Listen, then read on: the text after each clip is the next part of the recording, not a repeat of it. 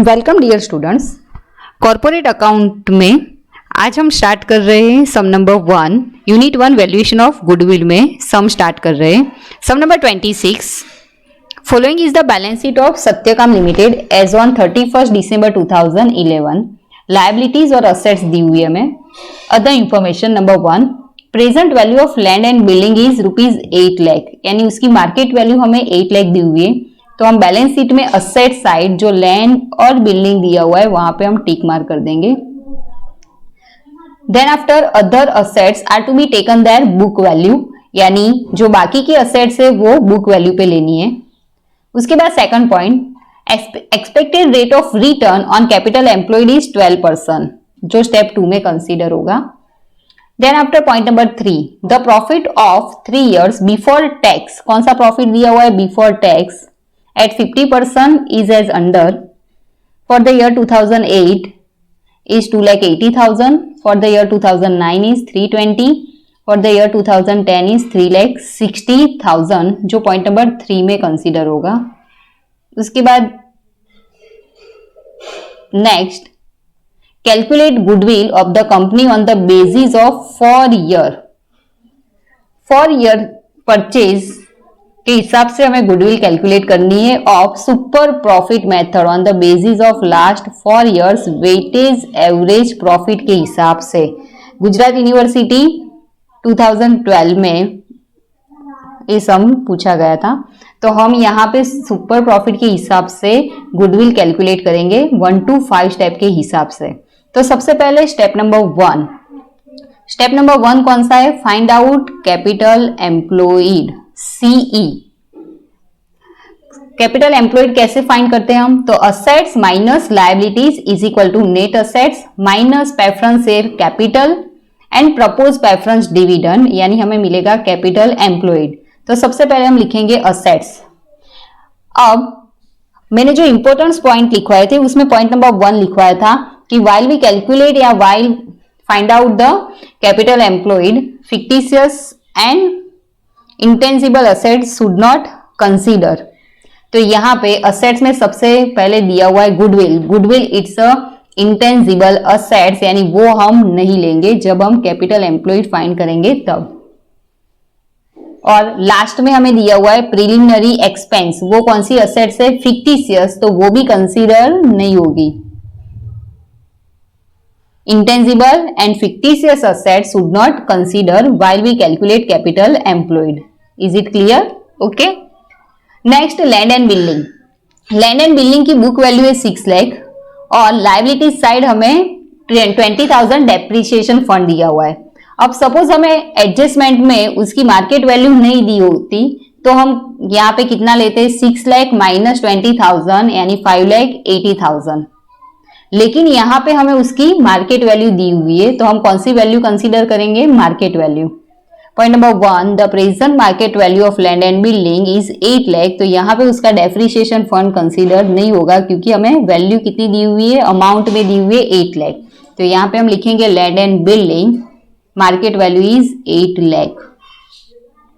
Second, machineries. Machineries की book value 4 lakh है और सामने डेप्रिसिएशन फंड दिया हुआ है 60,000, तो वो लेस करने के बाद हम लेंगे machineries 4 lakh minus depreciation fund 60,000 यानी 3,40,000।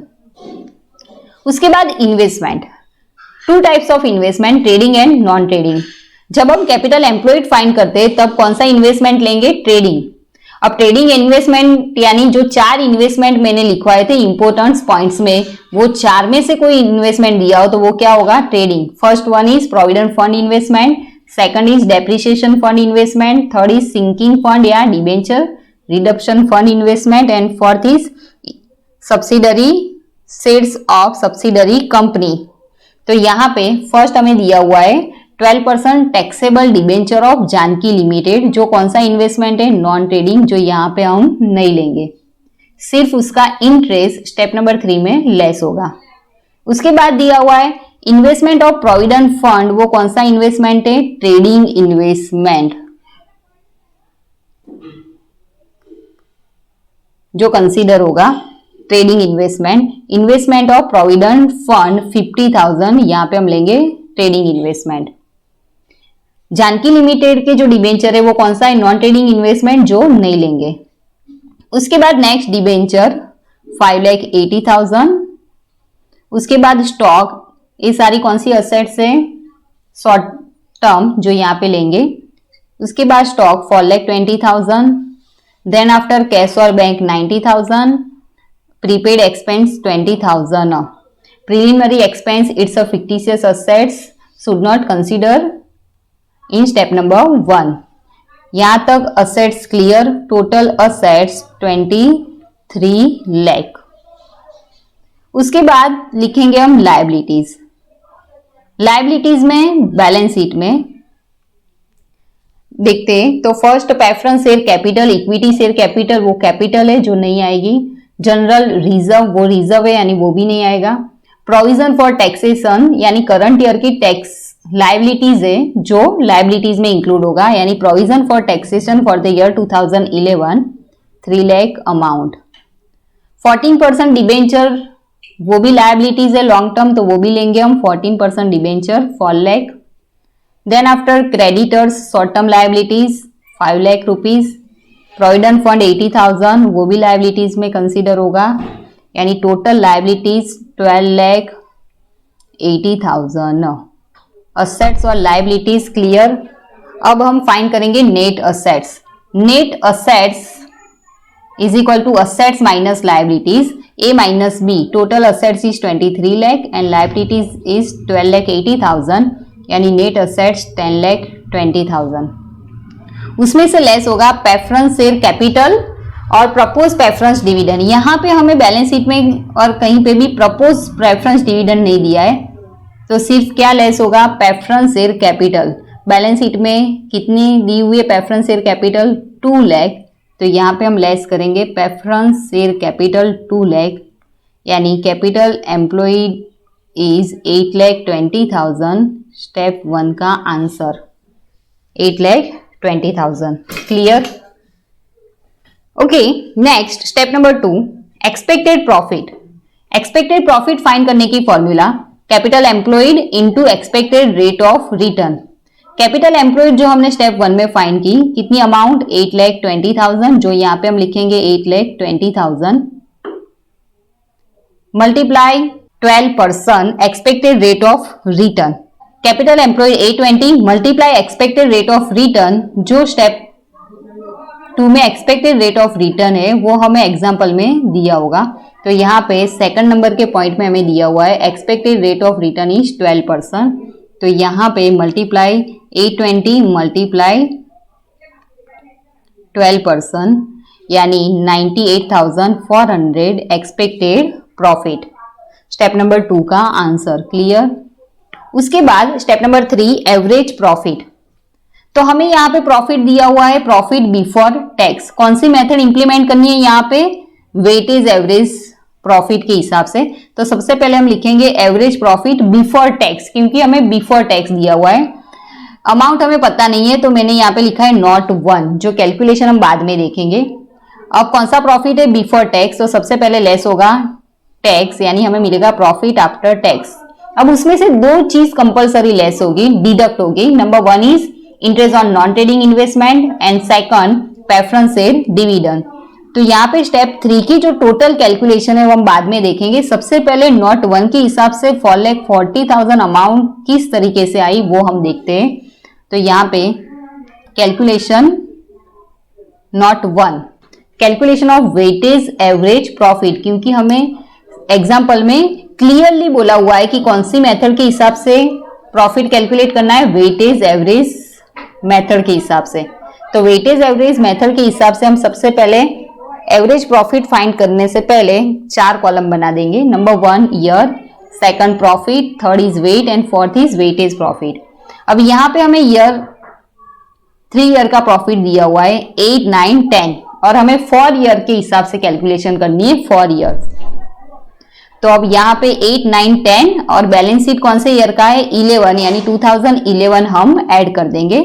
तो यहाँ पे कॉलम नंबर 1 2000 ईयर, उसमें 2008, 2009, 2010 एंड 2011।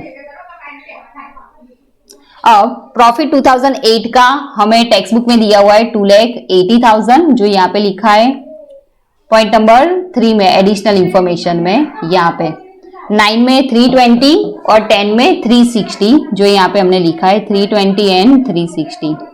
अब यहाँ पे 2011 का हमें प्रॉफिट नहीं दिया है तो वो हमने कैलकुलेट किया है यहाँ पे, calculation of the profit for the year 2011।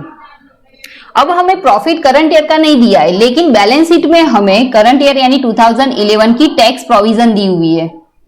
Balance sheet में देखो, liability side provision for taxation at 50% for 2011 year 3 lakh, यानी 3 लाख जो अमाउंट है वो क्या है, टैक्स प्रोविजन। उसके हिसाब से हम क्या फाइंड करेंगे, 2011 का profit before tax.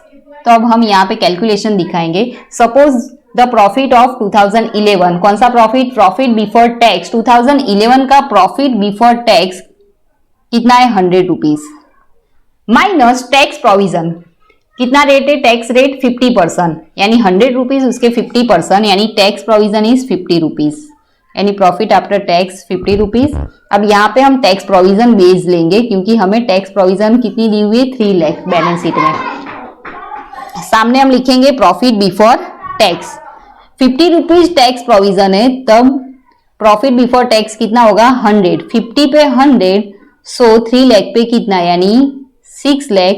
It's a profit before tax for the year 2011। 3 lakh जो बैलेंस शीट में अमाउंट दी हुई है प्रोविजन फॉर टैक्सेशन, कौन से ईयर का, 2011 का। उस बेस के हिसाब से हमने 2011 का प्रॉफिट फाइंड किया 6 लाख। अब वेट हमें नहीं दिया है तो हम ले लेंगे 1 2 3 4, टेक्स्ट बुक में दिया हो तो उस हिसाब से लेंगे। यहाँ पे 1 2 3 4। Column number 4 weightage profit, 4 is equal to 2 into 3, यानी profit into wait.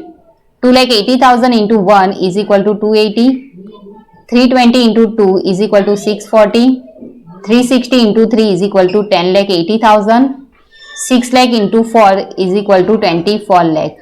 Total 280 plus 640 plus 10,80,000 plus 24 lakh, यानी total weightage profit is 44 lakh and total weight 1 plus 2 plus 3 plus 4 यानी 10। फॉर्मूला में हम लिखेंगे वेटेज एवरेज प्रॉफिट की फॉर्मूला जो मैंने स्टेप लिखवाया था तब लिखवाई थी, क्या है, total weightage profit divided by total weight. Total weightage profit is 44 lakh and total wait is 10, यानी 44 लाख डिवाइडेड बाय 10 यानी 4,40,000 rupees. It's a weightage average profit जो यहाँ पे हमने दिखाया हुआ है 4,40,000। क्लियर। अब ए वाला जो प्रॉफिट है वो कौन सा है, प्रॉफिट बिफोर टैक्स, तो सबसे पहले उसमें से टैक्स लेस होगा। अब स्टेप नंबर 3 में हम वापिस आ जाएंगे। 4,40,000 अमाउंट कहां से आई, उसकी कैलकुलेशन कंप्लीट। अब 440 कौन सा प्रॉफिट है, बिफोर टैक्स, तो सबसे पहले उसमें से लेस होगा टैक्स। टैक्स रेट कितना है, 50%, तो यहाँ पे 4,40,000 उसके 50% 2,20,000 लेस करेंगे तो हमें मिलेगा प्रॉफिट आफ्टर टैक्स 2,20,000। अब उसमें से लेस होगा interest on non trading investment. Balance sheet में हमें दिया हुआ है फर्स्ट जो इन्वेस्टमेंट है वो कौन सा है, non trading, 12% taxable debenture of Janaki limited. ये वाला कौन सा इन्वेस्टमेंट है, नॉन ट्रेडिंग, तो उसका इंटरेस्ट लेस करेंगे हम। इंटरेस्ट ऑलवेज कौन सी वैल्यू पे कैलकुलेट होगा, फेस वैल्यू। यहाँ पे फेस वैल्यू कितनी दी हुई है हमें, 80,000 रुपीज। फेस वैल्यू 80,000, कितने परसेंट के डिबेंचर है, 12%, तो 80,000 के हम 12% यहाँ पे करके लिखेंगे। 80,000 फेस वैल्यू मल्टीप्लाई 12% यानी 9,600। अब इसमें से कंपलसरी टैक्स लेस होगा क्योंकि जो नॉन ट्रेडिंग इन्वेस्टमेंट है उसका इंटरेस्ट क्या होता है, टैक्सेबल, यानी उसमें से कंपलसरी टैक्स हम लेस करेंगे। टैक्स रेट इज 50%, यानी 9,600 उसके 50% यानी 4,800 अमाउंट इसमें से लेस करेंगे हम। 9,600 माइनस 4,800 यानी कितनी अमाउंट यहाँ पे आएगी, 4,800, जो ऊपर की अमाउंट में से लेस होगी। उसके बाद लास्ट प्रेफरेंस से डिविडेंड। तो बैलेंस शीट में देखो प्रेफरेंस कैपिटल कितनी है 2 लाख, कितने परसेंट 10%, यानी 2 लाख के 10% 20,000 प्रेफरेंस डिविडेंड लेस करेंगे, यानी 220 माइनस 4800 माइनस 20,000 यानी 1,95,200 it's the average profit. Step number 3 is complete. Clear. उसके बाद step number 4 super profit. Super profit find करने की formula average profit minus expected profit. Average profit जो हमने स्टेप नंबर 3 में फाइंड किया 1,95,200 माइनस एक्सपेक्टेड प्रॉफिट जो हमने स्टेप नंबर 2 में फाइंड किया है, कितना फाइंड किया है 98,400, जो यहाँ पे लेस होगा average profit in step number 3 and expected profit in step number 2, यानी 1,95,200 माइनस 98,400 यानी 96,800 it's amount of super profit. Step number 4 is complete. Now step number 5 last step goodwill. Goodwill find करने की formula super profit into number of years.